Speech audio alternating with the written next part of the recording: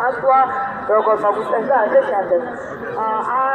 კიდევ ერთხელ დავავალე რა უცნებელია რომ აღნიშნოთ, რომ ყოველ ადამიანს აქვს უფლება გამოხატოს თავისი პროტესტი, მათ შორის გამოკეთოს თუნდაც ეს იყოს გზის გადაკეთვა ან ტროტუარზე დგომა.